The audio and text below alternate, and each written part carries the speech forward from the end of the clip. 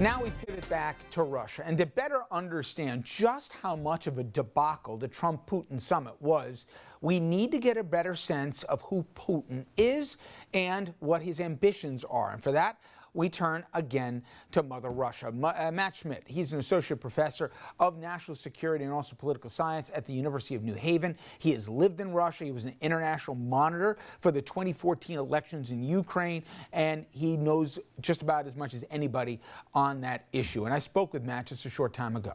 To hear the president talk about Vladimir Putin is not only a strong leader, but he's a misunderstood one that we should wrap our arms around and work with here as a partner rather than put sanctions on or speak ill of.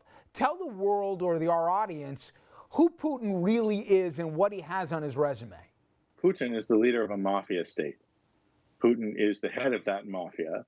Putin has systematically murdered journalists who put out articles in opposition to state policies, discovered secrets about state policies and about Putin's private wealth.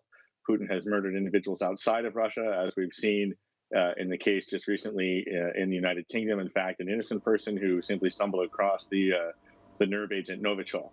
That's who Vladimir Putin is. You were a monitor in the Ukrainian elections in 2014. We've seen Crimea annexed. You see the folks in Estonia and the former Soviet satellite states more than a little nervous.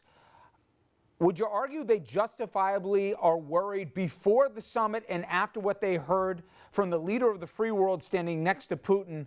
They ought to be extremely afraid of what potentially could happen in the next year or two. I think they should be, but let me moderate that a little bit.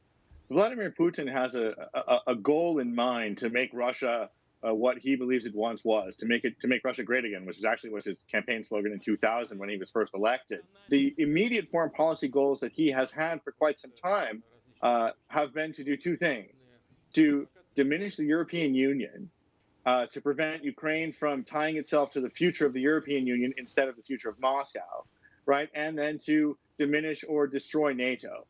And that brings me to the next point, Matt, which is Putin couldn't do this by himself. I was looking at the GDP of Russia.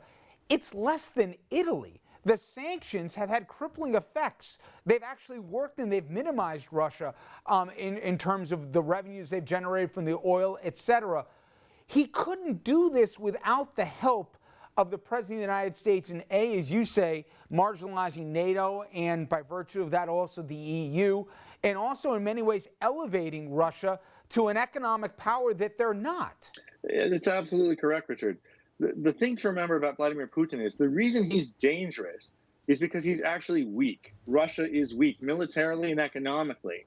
And so he has to overplay his hand. That is, he has to be more aggressive in order to make up for that fundamental strategic and economic weakness. And that's what you see in him. And again, to remind your viewers, Russia interfered with the 2016 United States presidential election. But it wasn't the only election they were interfering with, right? They interfered with the Brexit election in the United Kingdom. And the removal of the United Kingdom from the EU is probably the single biggest blow to the EU that there's ever been. There was interference in the French election. There was interference in Hungary, in Poland, right? All across Central and Eastern Europe. And so this is a pattern of Putin ordering people like the 12 who were indicted, these intelligence officers, to conduct these very long-term, drawn-out, and broad kind of what they call active measures operations to subtly shift people's opinions or to push people who wouldn't vote to vote, and then change outcomes that way. For 2 years now, I've been saying, if there is one common personality trait of our president, is that he only does things for the betterment of himself. It has been inexplicable to me, since there's not a giant constituency in the United States that's pro-Russia, why he has, without fail, supported Putin and defended him at every turn. To that end, I introduced the Russian term of kompromat before. I don't believe, I'm tilting at windmills here. There's no other rational explanation for why he has defended Putin when the world has condemned him, let alone even folks on Capitol Hill.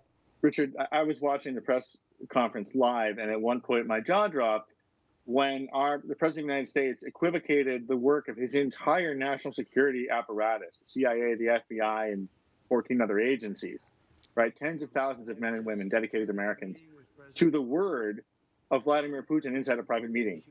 One of the other strange things about the press conference was that Vladimir Putin himself brought up Bill Browder, who was the businessman who hired Sergei Magnitsky, who was murdered under Putin's watch.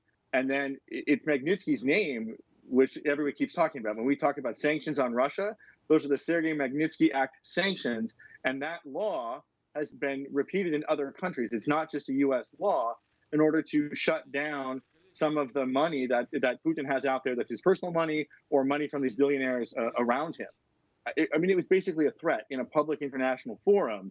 I've never seen anything like that in an international press conference before. Matt, I appreciate your time. Thank you so much.